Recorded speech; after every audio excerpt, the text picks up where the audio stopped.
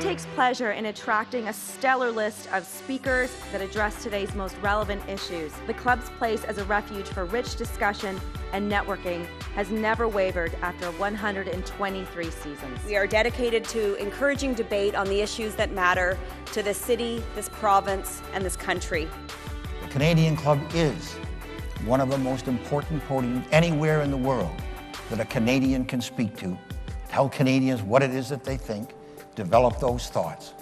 And so I want to thank you for that very, very much. Please join me in thanking our esteemed panelists today. Through our programs and events, including our youth and young leaders programs, our diversity partnerships, our joint events, and our media and social media opportunities, we offer you access to dynamic political, social, and business figures from abroad and right here at home. The platform from which the eloquence of Canada has flowed all of that time, whether it be business, education, politics, sports, arts, and culture.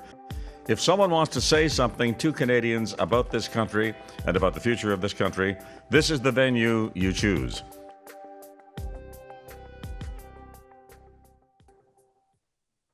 Hello, and thank you for joining us. My name is Anita McCouet, and I'm the president of the Canadian Club Toronto.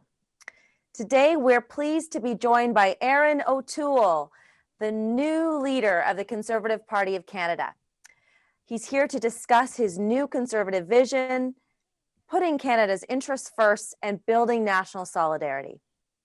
Based on the number of attendees to this event, it's safe to say that there are a lot of people interested in hearing his vision, so I can't wait. Before we dive into today's topic, a few housekeeping notes. If you find your internet is slow, try click here to switch stream. Your video quality may reduce, but the audio should stay strong. We really want your questions today, so if you have questions, just click the questions tab and they will be sent right to our moderator. Thank you to today's event sponsors, Canada Life and Waste Connections of Canada. Thanks to their generous support, today's event is free for all. The Canadian Club is a nonprofit, and we've been gathering people together for 124 years, and it's because of our sponsors that we can continue to do this in today's virtual world. Now to introduce today's speaker. Erin O'Toole was elected as leader of the Conservative Party of Canada in late August of this year. He's been elected 3 times as the MP for Durham and has served as parliamentary secretary to the Minister of International Trade before becoming Minister of Veteran Affairs. Following his remarks, Mr. O'Toole will be joined in conversation by Adrienne Batra, editor-in-chief of the Toronto Sun, and please don't forget to send us those questions. One of the club's traditions that has not changed in this virtual world is the toast that we make to our country at the start of every event. So if you have a glass nearby, please raise it to the screen and give a toast to Canada. To Canada. Canada. Wonderful. Mr. O'Toole, I'll turn the Canadian Club podium over to you. Well, thank you very much, Anita, and thank you to the Canadian Club for this incredible honor and opportunity. As a lawyer in Toronto for many years, I attended many great and informative Canada Club lunches. And when I got into politics, I always said, if I ever became the leader of my party, wouldn't it be great to take the podium in Toronto at the Royal York or a prestigious location and give my first speech to a Toronto audience from your podium? Well, that's come true, kind of. I'm actually here in my living room giving it virtually. And so congratulations, Anita, on pivoting during your presidency, just as myself and our team are pivoting within COVID to speak at this prestigious club. Friends, you might have come here expecting a classic politician giving the classic speech on why I'm good and why the other guy is bad, on how he's clueless and only I've got a plan, on how this pandemic is hurting us, but that we'll all just get through it. But this crowd has heard speeches like that countless times before. Instead, I've come here to tell you something you don't often hear. I've come here with a message a message given to me by hundreds of thousands of moms, dads, students, and workers across this great country. I want to tell you that everything is not okay. Real wages have not risen in Canada since the 1970s. Millions of workers have lost their jobs. In fact, Canada has the highest unemployment rate in the G7. Even before the pandemic hit, half of Canadian families were just $200 away from insolvency. Middle-class Canada has been betrayed by the elites on every level. Political elites, financial elites, cultural elites.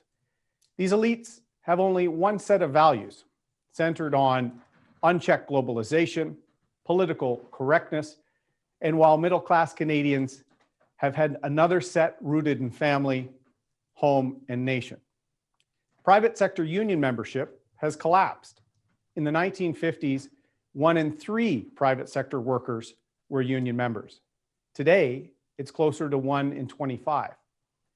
It may surprise you to hear a conservative bemoan the decline of private sector union membership, but this was an essential part of the balance between what was good for business and what was good for employees. Today, that balance is dangerously disappearing.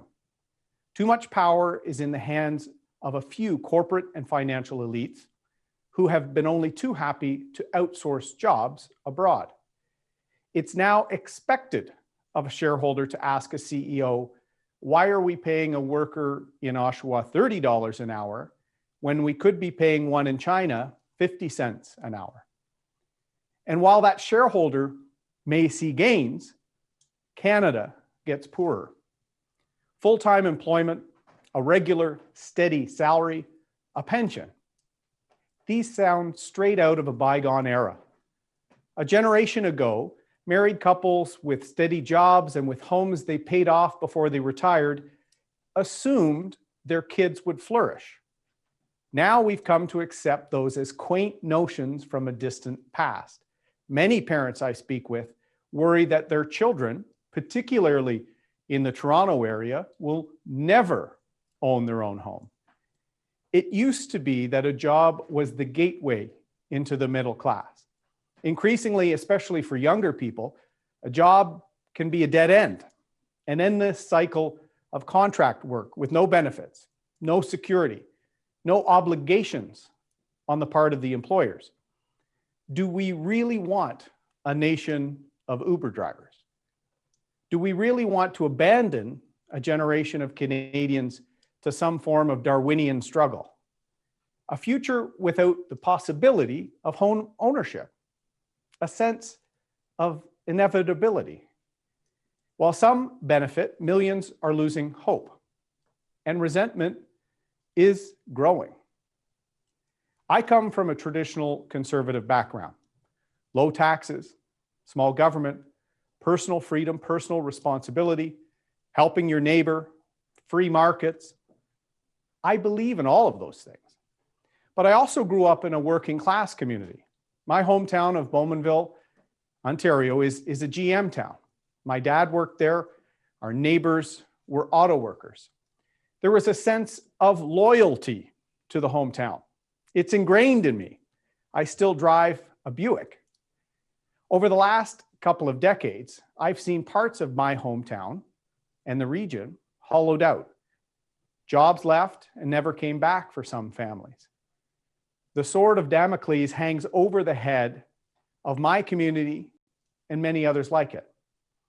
We are in deeply uncertain times, living in a way that is strange, worrying, and unsure. Canada's Conservatives know that the pandemic has caused economic and social upheaval without precedent in our history. So our first concern is to ensure the health, safety, and well-being of Canadians, especially those who are the most vulnerable.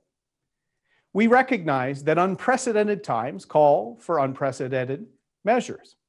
A Conservative government will fight COVID-19 with every means at its disposal.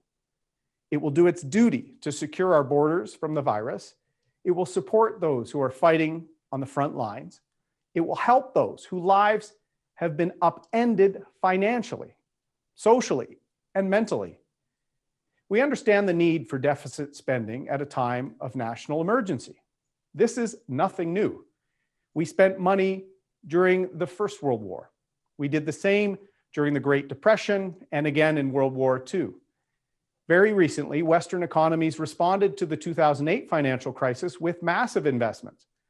Our Conservative government led the charge in rolling out a responsible, smart stimulus package. I don't like deficits, but the alternatives were much worse. We had to do what needed to be done. This is not something I would support in normal times, but these aren't normal times. We are facing more than a health crisis. We are facing the greatest economic crisis of our lifetime. What I can tell you, however, is that Canada's Conservatives will bring back certainty and stability. While the Liberals want to build back better, Conservatives will ensure that we build back stronger, smarter, more inclusively. The Liberal agenda is to launch a risky experiment with our economy. Exploiting understandable concerns for the environment, they want to implement vast green energy experiments and operate the sharpest leftward shift of the federal government since Pierre Trudeau. Now, I'm not joking. There is a reasonable way to do things, and there is an ideological way to do things. In Ontario, the Liberals spent billions pursuing a green agenda without creating jobs. In fact, we lost thousands of jobs. Worse, there was no meaningful benefits to the environment. To me, that's negligence. Now, Justin Trudeau and the Liberals want to do to Canada what Dalton McGuinty and Kathleen Wynne did to Ontario. As a father, as a Conservative, I want to ensure we have a green future. But can we get our economy back on its feet and create the wealth needed to help us lower emissions and mitigate against the impact of climate change? Canada's national economy isn't a laboratory for trendy left-wing experiments. It's the driving force behind growth, prosperity, opportunity, and importantly, our ability to help those who truly need it. We can't afford to toy with our economy. It used to be assumed our kids would flourish, that they would have a better life than their parents did. Now we fear our children and our families will be overcome by social and economic dysfunction. We worry that our children will not find their place in a globalized economy. It's time Conservatives and Canadians took inequality seriously. Mr. Trudeau and the Liberals like to say we are all in this together, but are we really? Under the Trudeau Liberals, the country is more divided than ever, divided between the winners and losers in the global economy. Those whom Jeff Rubin, former chief economist of CIBC World Markets, calls the expendables. Between those who have had the opportunity to pursue higher learning and those who have not. Between Bay Street and Mean Street. Between those with a salary, benefits, and pension and those without. Between those with liberal connections and outsiders who have to play by the rules. We can renew Canadian solidarity, but it will not be easy. Powerful forces continue to defend the status quo. Many of the rich, well-connected, and well-educated have been largely insulated from the enormous economic upheavals of the last decade. In fact, there's many that have benefited from the upheaval. Have a look at the net worth of Jeff Bezos. For them, the pandemic has been an inconvenience, not an existential crisis. Why would they want change? But we must change. Because if we don't, less reasonable forces will do it for us. We made a mistake in allowing ourselves to de-industrialize totally. 30 years ago, the Western world's political, financial, and business elite made a bet. We would allow China to have unfair access to our market while they protected their own. Then, China was poor, underdeveloped, and largely disconnected from the world.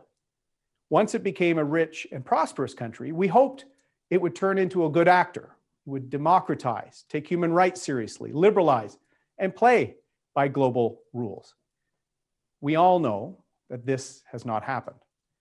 State-owned juggernauts, Orwellian surveillance technology, cyber theft on an industrial scale, hostage diplomacy, and increasing human rights abuses within its borders, and increasingly with its wider sphere of influence. In 2014, Canada's National Research Council was hacked by China, and hundreds of millions of dollars worth of intellectual property appears to have been stolen. Think of this as your intellectual property, gone to your competitor at no cost and at no consequence. I'm a firm believer in capitalism and free enterprise. It has brought liberty to millions and has raised the global standard of living.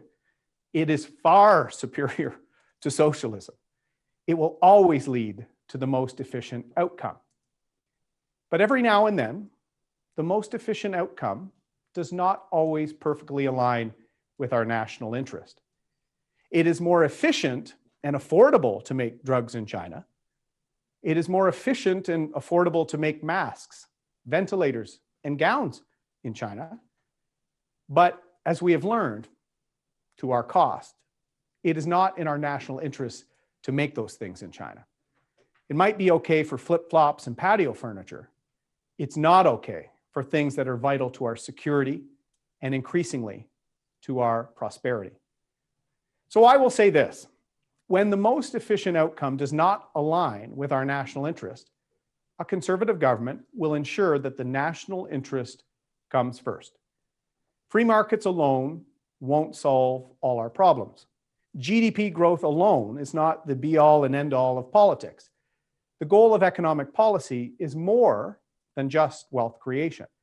We need policies to shore up the core units of society: family, neighborhood, nation. Canada is a community, not a corporation with 37 million shareholders. What economic indicator is more relevant to the average Canadian family, whether in Bowmanville or any town in this country? Is it GDP growth, or would that family be worried about the rate of unemployment? We need policies that build solidarity, not just wealth. The well-being of Canadian families is at the core of strong communities that in turn build a strong and prosperous country. Our goal must be the common good of all Canadians. The conditions which allow people, either as groups or as individuals, to reach their full potential. Our goal must be to release the human spirit and the potential of individual people, families, and groups, to nurture, mobilize, and encourage generosity, talent, patriotism, and a sense of community. We must provide the right framework to create wealth so that we may give back to those who need it the most: our frontline workers, our teachers, our seniors. I want to grow the tent of who can be successful in this country, and I want to expand our definition of success. But for this, I need your help and the help of thousands of Canadians. I was 18 years old when I joined the military to serve Canada. Today, at 47, I stand before you renewed in my patriotism, renewed in my optimism for this country. Together, we can work to ensure that we pass on to our children and grandchildren the same great country that we inherited. It's up to all of us, the leaders on this call and your thousands of employees. Let's rededicate ourselves to this country. Stir up your true patriot love to keep Canada a beacon of liberty and opportunity for everyone. Thank you very much. Thank you, Mr. O'Toole, for sharing your thoughts. We'll give you a chance to step over to your fireplace so that you can have a true fireside chat with Adrienne. Audience, please don't forget to send us through your questions. Don't be shy. We know you have them. Adrienne will ask as many as she can, and I know she's got some tough questions of her own. How are you doing, Adrienne? I'm doing great, Anita. Looking forward to our chat with Mr. O'Toole. And as you had mentioned earlier, clearly by the numbers that have participated today with the Canadian Club's event, this is a very important discussion that, a lot of Canadians want to hear from what Mr. O'Toole has to say. He could potentially be the next prime minister of our country, and at an unprecedented time. I know that word seems to be overused, but I've got some questions for him. A lot of the questions are coming in quite fast and furious, so please keep sending them in. Just in terms of our housekeeping, you know how to participate with us, for many of you that have done so in the past at the Canadian Club. I will do my best to answer as many as I possibly can. We had asked Mr. O'Toole, I'm sure he could have kept going on in his speech, but we asked him to keep his time tight so we'd had an opportunity to put questions to him directly and have that conversation with him. And so we're quite looking forward to that. As you can see, I've tried to set up my fireside here to make this as true as possible. I'm getting a little hot now, but we are, but the temperature is cooling outside. So I guess it's kind of a nice balance. Occupational hazard. Yeah, I know we have viewers from all across Canada today, but it's definitely a crisp October day here in Toronto. So fireplace is a nice feature to have. Absolutely. And considering we're not going to be having much of a Halloween, everyone's going to be cranking up their fireplaces and doing things indoors. But as I said, please continue to send in your questions. I know Mr. O'Toole doesn't shy away from anything too much. So anything that you've got on your mind that you would like to ask the Leader of the Opposition, he's here. This is we have a captive audience, and I know he's quite anxious to speak directly to you about what his plans are, what his party's plans are for the future of this country. And we might even talk to him a little bit about what it was like having COVID-19. And during a time when so many millions of Canadians are being affected by this. So this is firsthand knowledge that he has that he can share with us as well. I see you're wearing your poppy, as I've got mine. I am wearing my poppy. Yes. I just learned from Mr. O'Toole that actually it launches today at noon. So this year's poppies just launched. Yes. And as a former military officer myself, I of course had to wear mine because I wouldn't want Mr. O'Toole to call me out for not recognizing, of course, the important service of our men and women in uniform and the sacrifices they made in this, and these things become so pointed at a time like this. So it's important. Wonderful. Okay. Well, hopefully we will. There he is. I see. Perfect there he timing. It's good to be back. My fire behind me is not quite as uniform as your perfect fire, Adrienne. But, this is a virtual fireside chat. Well, Erin, those are the things that, you have to sacrifice when you move into Stornoway, which it looks like you've settled in nicely.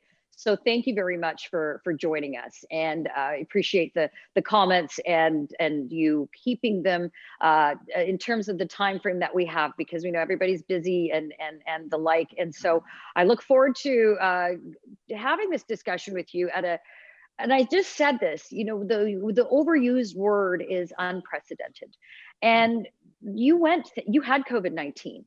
Tell us a little bit about that. It wasn't just, numbers that are coming from public health. You were one of those numbers. What was that like?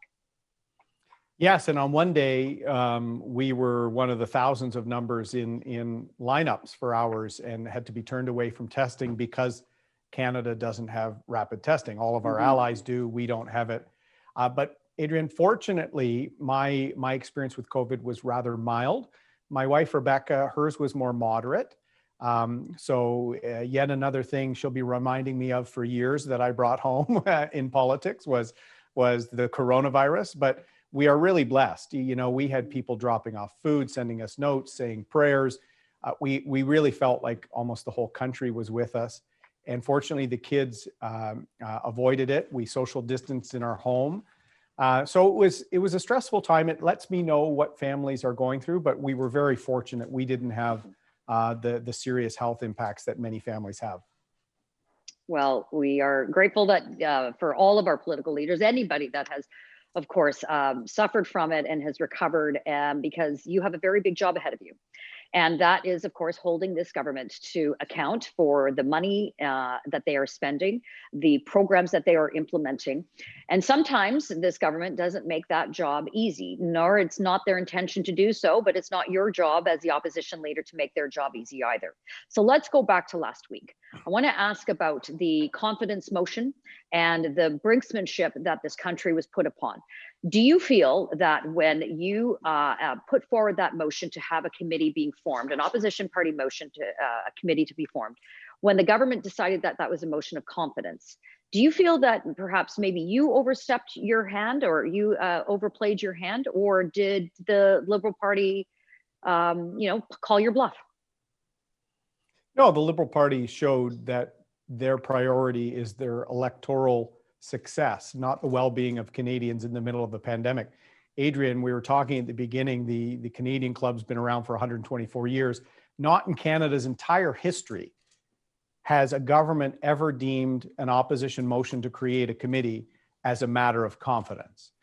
It was unprecedented, to use that term. It was also uncalled for. We've been asking reasonable questions about how a $100 million plus program was set up with the We Charity and with Mr. Morneau, who's since resigned, many other, the Trudeau family and other people, in the middle of a pandemic, no oversight. They prorogued Parliament to avoid these questions. They've been filibustering every committee. Canadians should ask. We have some reasonable questions about transparency, and they're willing to literally prorogue Parliament to avoid it. So we did not think they would force an election over that committee, but we were also going to show that bullying tactics aren't going to have us stop doing our job, which is to hold the government to account, to ask questions on ethics and other things, and to propose a vision for Canadians. So part of my speech today is a bit of our vision. Some of our policies are rolling out, but we're also going to hold to account what we see as a continued approach of arrogance and entitlement with the Trudeau government, with Mr. Trudeau himself. So it was not the showdown we expected, but Mr. Singh's move really took the election opportunity away from Mr. Trudeau. So we'll see if he does this again. So let's dive into a little bit more of the policy. The night that you became leader of the Conservative Party of Canada, and again, in an extraordinary time, running a leadership campaign coast to coast in this country, a big country, not an easy thing to do, but you were victorious. And you have had the opportunity, of course, to speak to your caucus, speak to Canadians that night. But a lot of Canadians still don't know who you are. They don't know much about your background and who and what you stand for. Though you have had, an opportunity in the course of the last month or so to reach out, get to know Canadians, and have them get to know you. But this is your chance to do that now here, rather than sort of the notion of what many Canadians who have not voted Conservative in the past and weren't and are not willing to mark their ballot for your party. What is it that you offer that's different than what they may have heard in the past that they may feel is the same old tired rhetoric? What is it that you have to offer that's different? Well, first off, thank you for reminding me of my speech at 1:30 in the morning when I was live on air too, so I was there. I wanted more Canadians to get to know me, and my first big speech is in the middle of the night when everyone's sleeping. But we use that speech, Adrienne, as an opportunity for us to invite more people to take a second look at the Conservative Party. I want more women, more cultural communities, more union members, more students looking at the Conservative Party again. Some of you may have voted for us in the past. Some of you may never have voted for us in the past. We want to build a big tent that, as I said in my speech, makes sure that more Canadians are part of our rebuilding to build a stronger Canada, not to build back by picking winners and losers as Mr. Trudeau does. And the big difference with me, I joke often that Mr. Trudeau's birth was covered in Maclean's magazine. Mine certainly wasn't. But I would bet you everyone on this call had the same background. We've all worked hard to achieve what we have in our life. We've always tried to help, whether it's charitable causes or other things. So I'm a kid that grew up in the Toronto suburbs who was raised to work hard, strive to be my best, and to help others. That led me to join the military. I served for 12 years in all parts of this country, this amazing country. I then went to law school. My wife helped put me through. She was working. We had a house. We didn't have much. And then I took a job as a lawyer in Toronto with large law firms and then with Procter & Gamble. So I've got a lot of private sector experience. But to whom much is given, much is expected, Adrienne. When I started my corporate career, Canada was at war in Afghanistan. So I worked with many friends in Toronto to start the True Patriot Love Foundation. Whether it's following as part of a team, I've done that.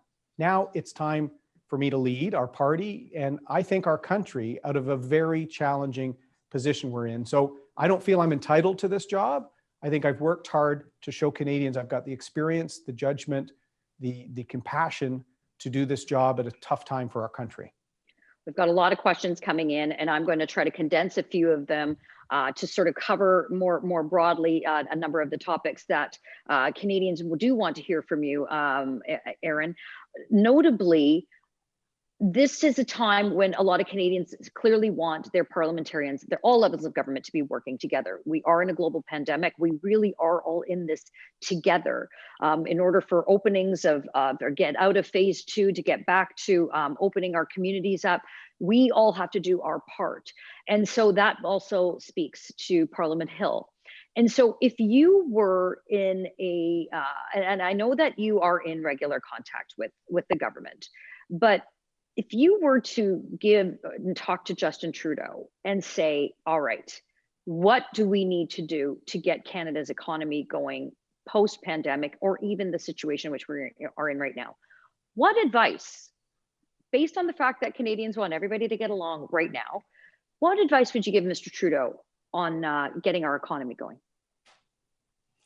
Well, I'll share the first advice I gave him on my first call the morning after I became leader. And in my second call with him was that my concerns about national unity right now, the separatist Bloc Québécois has more seats than Jagmeet Singh's party. They're at third place. They were not even an official party when I was in the cabinet in the Conservative government. We have a Western separation movement that has more members or more people signed up interested in it than there are members of Mr. Trudeau's own Liberal Party, yet he downplays that. What we have to do is unleash our economy. We have to be proud of what's built here, our resources, our resourcefulness, our industrial capacity, our intellectual property. We need to unleash private sector investment. We need to be a place where projects can be seen as getting done. And we need to recognize that our resource industry is the world leader in environmental and social governance. They're reducing emissions, carbon intensity. They are world leaders in partnering with Indigenous businesses. Any Canadian resource that is replaced on the world market is replaced by someone that doesn't embrace those values. So the well-being of a family is a job for mom and dad. The family's doing well, the community's doing well, the country's doing well. So the social experiments of building back better and hashtag green this, it often doesn't work, as we saw with the Liberals in Ontario, but it also divides and gives many families less opportunities. So I'm going to fight for better trade outcomes. We never should have had steel and aluminum tariffs applied on Canada. That was a major miss by Mr. Trudeau and Minister Freeland. We're going to really try and build up this economy. And my advice to him was stop picking winners and losers. Ottawa should often get out of the way. Let provinces, let the private sector flourish. You mentioned in your opening remarks, Erin, that this is a time when you certainly would support the amount of money that the government has been putting to Canadians. I've said it in the past. We pay very high taxes in this country for a strong social safety net, and this is a time when Canadians need some of their money back. And so there has been an inordinate amount of programming, and not necessarily well thought out programming, but nonetheless, money has gone out the door very, very quickly because Canadians needed it. But moving forward, we have a over $1 trillion debt now, and the deficit it's hard to keep up because it's very, very high. Traditionally, conservatives, of course, look for a fiscal conservative platform. They want to rein in spending. Don't think that this is the time. Canadians don't want to hear about austerity. So how do you offer that notion of remaining true to a fiscally conservative principle, yet appreciating the fact that Canadians still it's going to take a very long time to recover from this, and government involvement in the economy is still very, very strong and needed? Well, first, let me clarify one thing. We don't support the amount of their deficit by any Correct. stretch of the imagination. We supported the fact that, of course, there would be a deficit run. And I've said many times, and the Liberals try and spin this, but anyone in the crowd that has a business orientation knows that I'm right. The Liberals mismanaged the wage subsidy and the rent supports. We needed to keep as many jobs going as possible, put them into hibernation for the time of COVID. Instead, they bungled the handling of that. They said wage subsidy was going to be 10%. No business that had to shut down could say we're going to keep our employment, our workforce at just 10%. And they had to introduce a second bill with our assistance. But they introduced the CERB so quickly, put no rules on it, no verification. Then they expanded it, put all students on it. They've spent dramatically more than needed with poor economic outcomes. That's why we have the highest unemployment in the G7. They didn't preserve jobs and economic activity, and now they're not sure what to do. So they just keep kicking the CERB down the road further, and that's holding us back. It's also disrupting the labor market. And so we have to learn from what they got wrong in the first wave of the pandemic. You've heard me say this in the House of Commons, whether it's on the border, whether it's on rapid tests, whether it's on economic programming. Everything should be focused upon preserving our economic potential so that when we have a vaccine or when we get through the next wave of this second wave, we can fire up very, very quickly. That should be our approach. Growing the GDP, having more people working, and getting a balance to our fiscal situation, a balance over the next decade. Ramp down program spending in a way that's fair and equitable. But if people aren't working when they come off CERB, we're going to see a prolonged debt crisis in Canada, and we're going to see more capital leave our country rather than come to it. So our focus is going to be bringing balance to the fiscal scene over a period of time that's fair, and getting people working from coast to coast to coast, and not picking winners and losers like Mr. Trudeau often does. Mr. O'Toole, I want to continue on that vein of fairness, because a question has come in from one of our participants, and I'm going to read the question directly to you. I'm from the Dokas First Nation. It's not lost on me and other members of the Indigenous communities that your first question as Leader of the Opposition was about the government's commitment to reconciliation. Mr. O'Toole, this participant would like to know what your vision is for a more inclusive Canada. Well, I love this question. Reconciliation is very important to me. I worked on pro bono issues with the Canadian Council for Aboriginal Business as a lawyer in Toronto before I ran for office. I've always had good relations, whether with Chief Atleo or Chief Bellegarde or Chief LaRocca in my own riding. For me, reconciliation is about participation in the economy, opportunity for young Indigenous Canadians today. And I think a lot of Indigenous communities from in the North, in the West, and the East, they want to see partnerships and a role of shared leadership, not more bureaucrats in Ottawa who can't get the rollout of a lobster fishery right after 21 years and after us telling the Trudeau government for months that tensions were rising in Nova Scotia. Why are we not having more Indigenous leaders with law degrees, MBAs, starting businesses? They should be running some of the governance and some of the long-term programs for prosperity of First Nations. So you're going to see a very strong commitment. I'm going to hold myself to a high standard. And Mr. Trudeau loves symbolic tweets and photo ops, but if you look, there's very rarely any follow-up. And some of his anti-energy policies, like Bill C-69, the Arctic exploration ban, they have hurt Indigenous communities more than any other Canadian. So how can we partner with Indigenous communities for opportunity, prosperity, and how can we do a better job on health outcomes, children, education? It will be a very high priority for me, and I'll want to partner with Indigenous leaders to help me do it and help hold me to account for it. With respect to one of the things that you ran on as leader, becoming leader of the Conservative Party, and this ties into, Canadians' bottom line. When we are going through this global pandemic, so many Canadians have lost their job. Affordability, between everything from housing to home heating to just living and paying your cell phone bill, is becoming a challenge. Day after day after day, things are becoming more expensive, and too many Canadians have no way to afford cell phone bills, for example. Yet in this day and age, there's nothing we can do yet stay connected to our family members. So we need that access. What you had suggested was that you were going to open the airline and wireless services for Canadians to foreign competition. Can you give us a practical sense of what does that actually look like? And so will someone actually be able to see a reduced a fee in terms of affordability when it comes to those services? Yes, that's my intention, Adrienne. I think competition can drive that. Obviously, COVID changes the circumstances quite dramatically, but we also have to make sure we work with the Americans to make sure that if we have an open sky arrangement for airlines, or if we allow foreign ownership of telecommunication companies at a higher level, a controlling level, that there's equal access to those markets. Often you'll see the US subsidizes and protects more than any other country, a great free market country, but often very, very protectionist.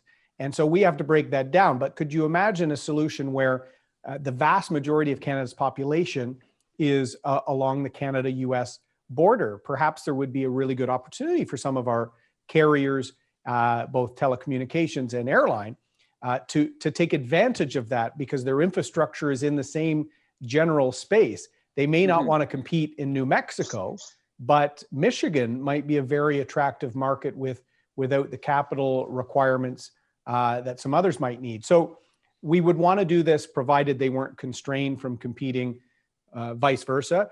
When I talk about China, Adrienne, when I talk about global trade post-pandemic, I want to see free and fair trade amongst free countries.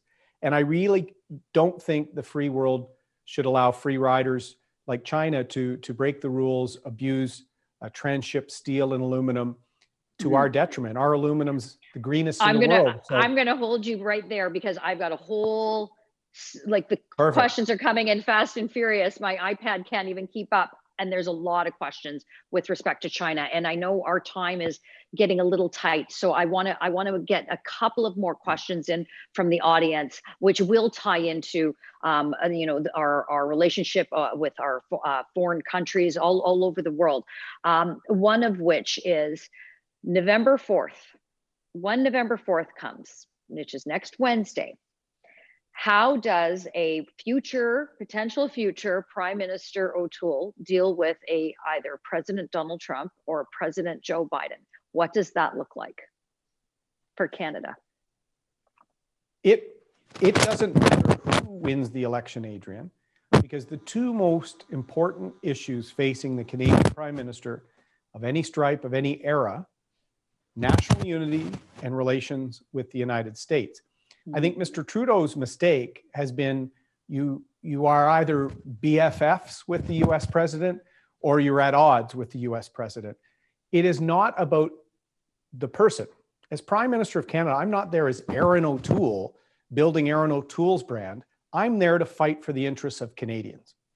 Job creators, our military and our security partners. We have NORAD with the United States. We're the only integrated security partner. A Canadian was on duty at NORAD on 9/11, for example. So we have familial, business, security, people-to-people ties that predate all presidents and prime ministers. So it's up to the Prime Minister of Canada to work with whoever the president is, who the American people choose, and forge a common national interest. It may be difficult but tweeting at another country, trying to juxtapose yourself against them, they notice that in Washington, and it actually fails Canadians from coast to coast. So it might play well on Twitter, which seems to be Mr. Trudeau's preoccupation, but it's hurting the aluminum plant in Saguenay and in Kitimat, BC. You know, the aluminum in Quebec was so important to the US in the World War II war effort. They helped build Bagotville and the base to defend it. Yet we had security tariffs applied on our goods. So for me, forging a strong relationship with a President Trump or a President Biden will be important, because I'm there to fight for Canadians, not to fight for attention. Well, we certainly know President Trump likes to do his conveying of policy through Twitter as well. So maybe that's the chosen platform for many of these political leaders. And I was going to try to put you on the spot for making a prediction of who it will be on November 3rd when the Americans do vote. But you're probably you were probably ready for that question, and you're going to tell me that you're not. No one can predict it, and you're going to work with whoever is elected. So I'm going to leave that one for a moment, and let's talk a little bit more about our footing on the international stage. The current health minister, Patty Hajdu, has at the beginning of the pandemic was really quite cozy with the Chinese government, not really wanting to hold them accountable for any of their actions, be it for COVID-19 or any of their unfair labor practices, whatever it may be. She's recently changed her tune. Last week, Patty Hajdu said that if China has been not been forthcoming with the world in terms of COVID-19, then they should be held accountable. You have been saying this for a very, very long time. So we now also are coming up on 700 days when the two Michaels have been captured and basically held hostage by the Chinese Communist Party. How do we, as Canadians who have come to expect and appreciate low-cost goods, yet holding the Chinese government accountable when we know that they have no problem whatsoever putting on tariffs, shutting down trade, and doing those things? How do you balance that, holding them accountable while still continuing to have normalized relations? Well, first, we have to also make sure we diversify our export markets and build partnerships, particularly in the Indo-Pacific. I think there's tremendous opportunity in India, the world's largest democracy, an ally, a partner of Canada. Relations have gone downhill under Mr. Trudeau, but Vietnam, Indonesia, growing trade with South Korea, Japan, as well as more work with our European partners. We need a free trade deal with the United Kingdom. So there's opportunity for us to make up the displacement that's going to occur with China. But Minister Hajdu appears to be doing the same thing Mr. Trudeau did. He said he admired the basic dictatorship when he became prime minister because it gets things done. He said he wanted a free trade agreement. Now, with our strong questioning on it, they appear to be changing tune because they've run into the reality that the global consensus on China, the Clinton administration allowed them into the WTO. We hope that more and more engagement would lead to better human rights, better rule of law, all better outcomes. It has gone the opposite way, Adrienne, and I know you know that. And so what we have to do is work with our allies so that Canada can't be isolated as a smaller economy as China likes to do, because that's the way the Communist Party operates, is leverages through economic disruption, through hostage diplomacy. And it's up to us to not show that that bullying tactic will work. The Five Eyes Security Partnership I've offered is the perfect scenario for this. Australia has actually been more assertive with respect to China, and they're in the direct sphere of influence. New Zealand, the United Kingdom, the United States, together, we are a very large economic force. We're a security force. We're already an intelligence sharing alliance. We are the only country in that Five Eyes relationship that has not clearly stated that Huawei will not be part of our 5G infrastructure. So we have to have serious policies that recognize both the opportunity, but the incredible risks with the communist-led Chinese government. And I've said Magnitsky sanctions would be an approach that I would use to the hostage diplomacy, because I feel for the families and for Michael Kovrig and Michael Spavor. It's horrible to think what they've been through. Canada is with them, and we're going to be with them by being strong like they are. And to do that, we need to stand up. We all teach that to our kids: respect people, but also don't let bullies bully their way. And hopefully, the state leadership in Beijing will respond better to strength and principle than they have to fawning for economic opportunity. So I really call on corporate Canada to be a part of this. We can open new markets. We can show that our values are not for sale. Do you think that we should make the prisoner exchange and return and give up the Huawei executive that's being held in British Columbia? Would that secure the release of the two Michaels? We should never do that. That's a case of allowing the bully to show these tactics work. Maybe if we had kidnapped 30 people, Canada would have capitulated earlier. It's tough, Adrienne, no question. Mr. Trudeau even changed the Canadian position with respect to hostage takings around the world. And, there's some think that Canadian lives were the result of it.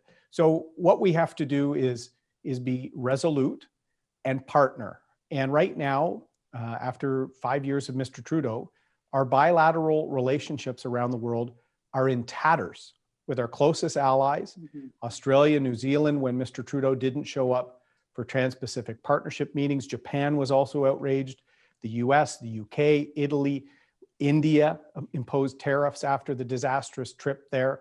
So we've got to show that a principled, serious Canada is on the world stage again. And I will do that. Someone that has served in uniform, someone who has worked in global trade and commerce.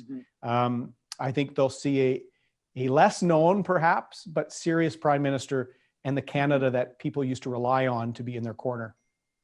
And we certainly thank you for your service, Mr. O'Toole. All right, just a couple of quick questions here, and I know that our time is nearly the end. A question from one of our participants has to do with a comment that you made following the 2019 federal election.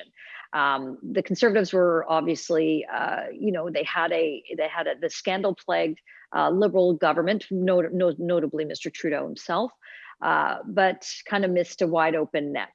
One of the reasons that you had suggested that there was very little environmental policy coming from your side of the aisle, and that a lot of Canadians were uncomfortable with that. So what do you say to those that are looking for from the Conservative Party, a strong environmental policy that resonates within those communities where, frankly, you need the support in order to form a government? Thanks. Great question. Now, I didn't say any comment about open net. That was someone else. But I may have paraphrased a little bit. I have said countless times that we have to learn from why Canadians didn't show their trust in us in 15 and 19. I've said publicly, I think part of it, we didn't articulate our vision on the environment, on emission reduction clearly enough. And we were defined by our opponents as not caring. This is a situation where, as leader, I did work on environmental issues as a lawyer, even hosted an environmental luncheon series. And I think we can get the balance right to support a strong economy and economic growth, including in the resource sector and other sectors, while also having an approach to emission reduction. Canadians will see a thoughtful and serious approach to both emission reduction and overall environmental conservation and other issues in our platform. We will have to earn back some trust. I see that, Adrienne, and this is the military and private sector person in me. You should always be in a state of continuous improvement. We are known to be good economic stewards. I think Canadians know that after the disastrous state of our finances and the high taxes and Warren Buffett investors calling Canada a political risk, the Conservatives can bring that certainty, that stability, and that growth back. But I want them to also know that the environment is important, Indigenous reconciliation is important, standing up for the rights of women, the LGBTQ community, I've tried to express that right from that speech at 1:30 in the morning. I want more Canadians of all those backgrounds to take another look at the Conservative Party.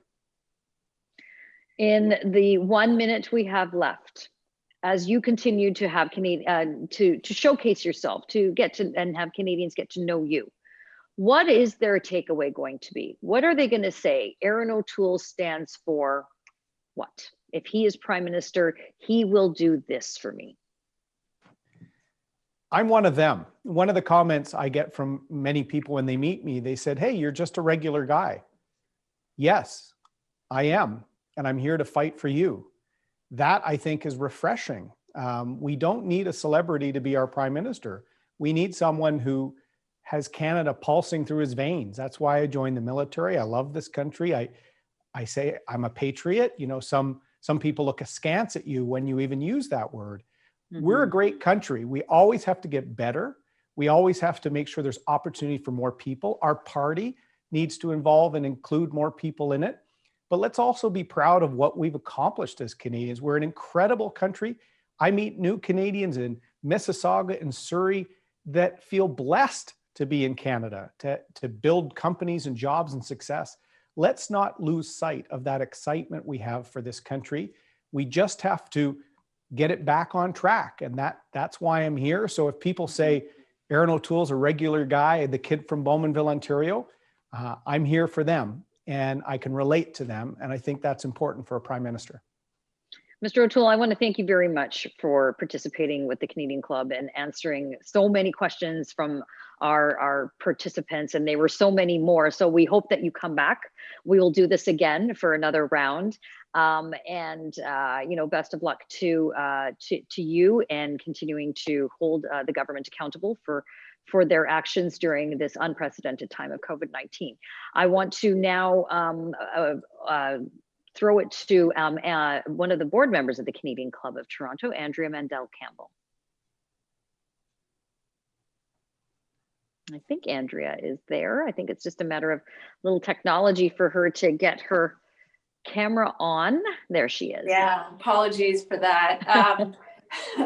Thank you so much to both of you for a really exciting and refreshing conversation. Adrienne, you always do a great job. And Erin, it's such a pleasure to see you again. Erin and I go way back, and he, in fact, inspired me to get into politics many years ago. And I'm so pleased to see you still inspiring Canadians as the official leader of the opposition. And really enjoy a lot of your comments, which I think Canadians will be really interested in hearing about in terms of thinking about our country as a community, in terms of thinking about more than GDP growth, and in terms of and inclusivity, and asking different members of the Canadian community to think about this party, whether they be Indigenous or LGBTQ, and people from across the country. So really enjoyed that, Erin, and appreciate that you chose the Canadian Club as the podium to address Toronto for your maiden speech as the leader of the opposition. So thank you so much again. Thank you. And I love that book over your shoulder. That's how we first met, Andrea. And I was talking about it just the other day. So it's great to speak to this great Toronto audience from Ottawa, and only that would happen in COVID. So best wishes of health. Thank you, Andrea, Adrienne, and Anita, the AAA team, for bringing this to you today. I appreciate it. Thank you. Before everyone leaves, I just wanted to remind everyone that we hope you will join us for our next event next week. On Wednesday, November 4th, we'll host Mark Mation of CPP Investments and Michael Katchen from Wealthsimple for a discussion on how Canadians will build financial literacy at every age and stage of their lives. And I want to thank again Canadian Life and Waste Connections of Canada for sponsoring today's events. Our events would not be possible without our sponsors. So thank you again for your continued generosity. And lastly, to our AV supplier, Van Valkenburg Communications and LiveMeeting.ca for making it possible for us to come together with you virtually today. And to all our guests, we really appreciate your time today. Please stay safe and healthy. All the best.